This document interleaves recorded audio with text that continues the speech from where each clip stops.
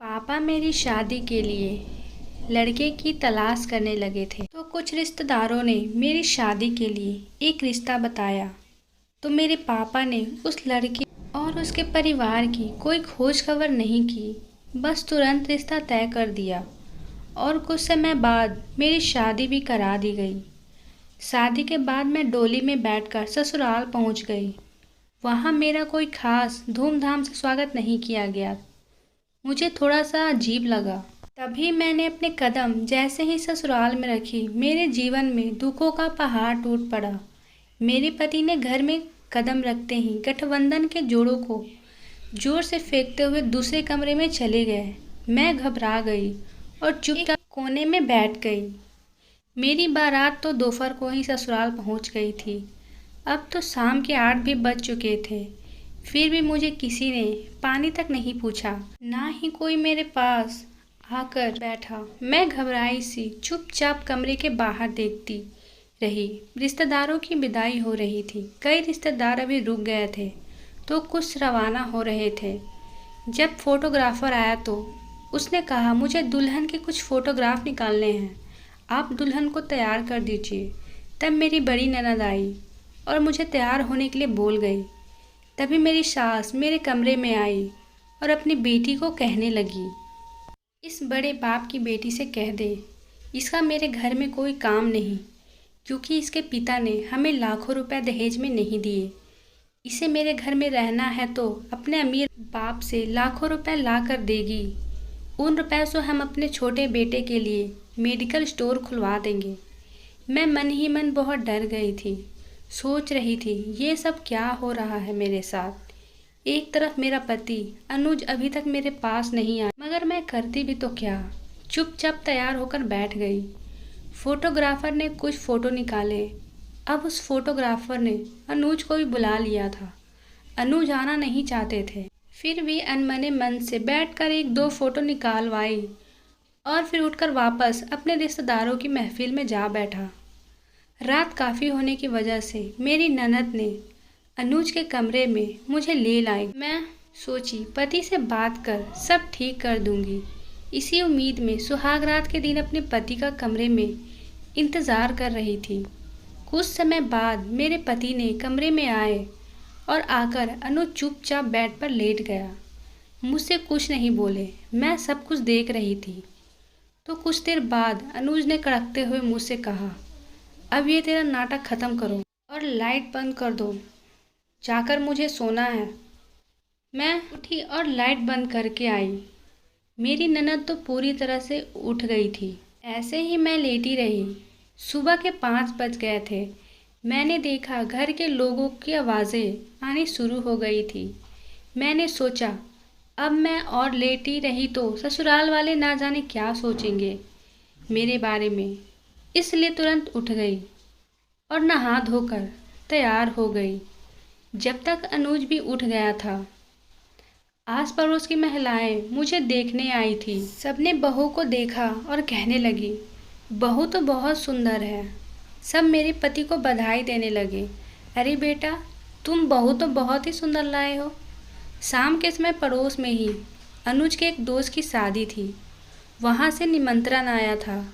मेरी सास तैयार हो रही थी शादी में जाने के लिए।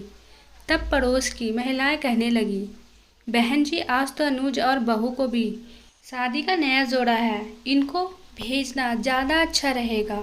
तो माँ ने मेरी पति को समझाकर मेरे साथ भेज दिया शादी में। अगले दिन अनुज ने बहाना बनाया कि उसकी ड्यूटी आई है, इसलिए 2-3 दिन के लिए बाहर जाना पड़ेगा। तो मैंने चुप्पी तोड़ और बोली, अभी तो हमारी शादी हुई है और आप जा रहे हो, मेरा मन कैसे लगेगा। तब अनुज बोला, क्या इतने साल मेरे साथ ही बंधी बैठी थी। नाटक बंद कर अपने काम से काम रख, मेरे किसी भी काम में अपनी टांग मत अड़ाना, वरना तेरे बाप के घर भेज दूंगा। उसके बाद 3 दिन बाद अनुज आया। रात के 10 बज रहे थे। वह मेरे पास नहीं आया और अपनी बहनों जीजों से बात करके बाहर वाले कमरे में ही सो गया। इधर मैं अनुज की आवाज़ सुनाई दी तो सोचने लगी, अभी अनुज कमरे में आएगा, मगर नहीं आया।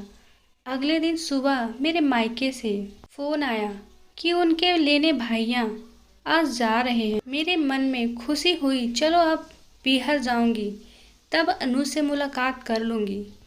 जब शाम को मेरे भाई आए मुझे और अनुज को ले जाने, तो अनुज की माँ ने कहा अनुज नहीं जाएगा, उसने मुझे कह दिया है मैं अपनी पत्नी के संग नहीं जाऊंगा।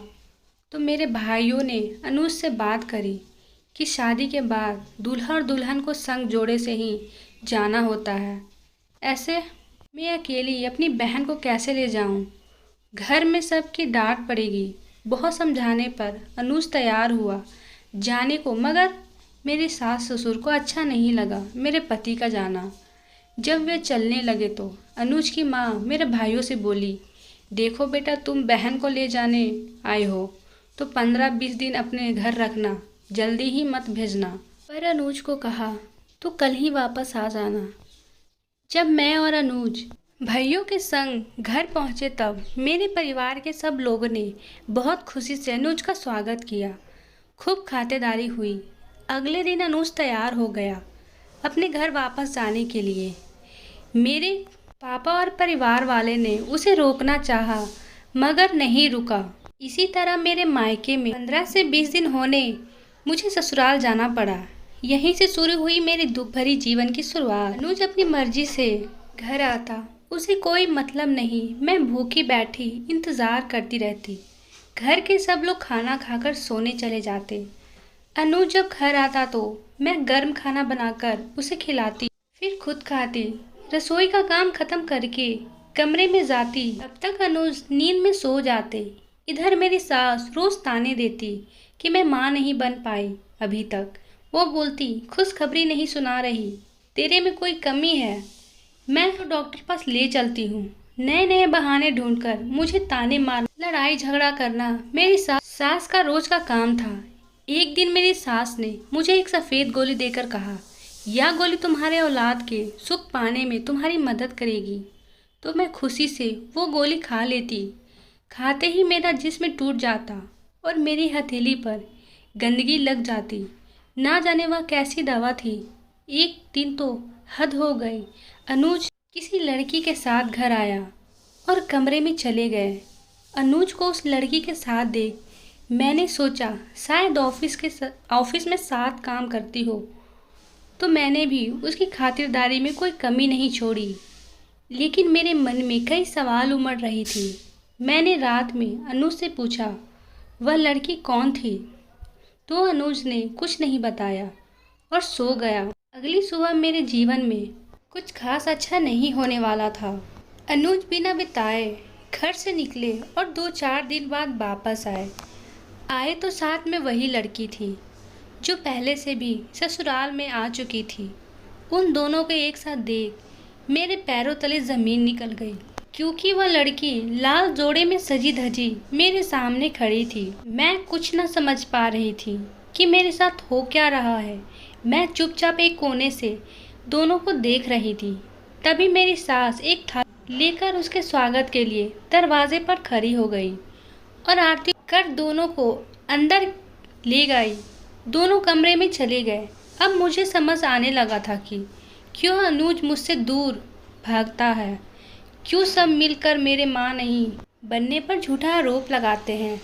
पर मैं क्या करती। मेरे माता पिता ने यही संस्कार दिए थे कि लड़की मायके से डोली में बैठ कर जाती है और जब उसकी अर्थी उठती है तभी वह ससुराल से विदा होती है। मगर ये कैसे लोग हैं जिनके पास तो दया भी नहीं है, मेरे ऊपर सिर्फ अपनी मनमानी कर रहे थे। अब तो मेरे दिन इस तरह गुजरने लगे कि अनुज भी मेरी छोटी छोटी बातों पर बुरी तरह मारता तो मैं बस रो लेती। अनुज मेरे साथ बुरी तरह पेश आता, मेरे बाल पकड़कर दीवार से मेरा सिर भिड़ा देता, इतना मारता कि कई दिनों तक मेरे शरीर पर जूतों के निशान बने रहते। पर सब चुपचाप सहने के अलावा मैं क्या करती और कहता निकल जा मेरे घर से। पर मैं मार खा कर भी घर नहीं छोड़ती। अपना पत्नी धर्म निभाने के लिए विवश रहती। मेरे मायके के कोई भी नहीं चाहता कि मैं वापस घर आए, कहीं तलाक हो जाए, इसलिए हर जुर्म सहती, रोती चिकती चिल्लाती। कभी आस पड़ोस के लोग छुड़ाने आते तो अनुज मुझ पर इल्ज़ाम लगाते कि मैं बांझ हूँ, मेरे औलाद न होने की वजह से वह मुझे रखना नहीं चाहते हैं। वह अपनी दूसरी पत्नी के साथ बहुत खुश हैं और मुझे तलाक देना चाहते हैं। आस पड़ोस के लोग को कहते हैं अपने अपने बच्चे को दूर रखे, नहीं तो उसे भी कुछ हो जाएगा। मेरे पास रहने से मेरे सास ससुर भी मेरे पति के इन हरकतों के साथ देते थे। इसी तरह को समय बीत गए थे तो मैंने एक दिन फैसला कर लिया कि अब मैं इन लोगों के साथ नहीं रहूंगी।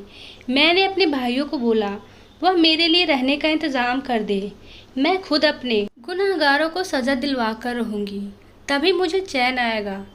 जितना यह लोग ने मेरे साथ अत्याचार किया था, मैं चाहती थी वह किसी और लड़की के साथ ना हो, इसलिए मैंने सबसे पहले थाने जाकर रिपोर्ट लिखा दिया। रिपोर्ट में यह लिखवाया कि जब से मेरी शादी हुई है मेरे ससुराल वाले मेरे ऊपर अत्याचार किए जा रहे थे, जिसको मैं सहन तो कर रही थी, पर इतना हद हो गया कि मैं अब इसे बर्दाश्त नहीं कर सकती और मैंने हार मान लिया।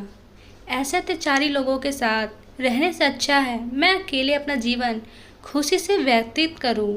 पुलिस वाले ने मेरी कंप्लेन सुन मेरे ससुराल वाले को फौरन गिरफ्तार करने चले जाते हैं। मेरे ससुराल वाले मुझ पर ही लांछन लगाने लगते हैं, लेकिन कहते हैं ना सच कभी झूठ में बदल नहीं सकता। उन्होंने खुद अपने मुंह से सच कबूला। मुझे बहुत खुशी हुई। पापियों को उनके गुनाहों का सजा मिला। मैं उस घर में नहीं रहना चाहती थी और मैं अपने पैरों पर खड़ा होना चाहती थी ताकि मुझे फिर से इन सब परिस्थितियों का सामना न करना पड़े। मैं अपनी नई जिंदगी की तलाश में शहर चली जाती हूँ। वहाँ काम ढूंढने की कोशिश करती हूँ, लेकिन मुझे अच्छे काम नहीं मिलते हैं। मैं बहुत परेशान रहती हूँ। मेरे दिमाग में एक ख्याल आता है, मैं खाना अच्छी बना लेती थी।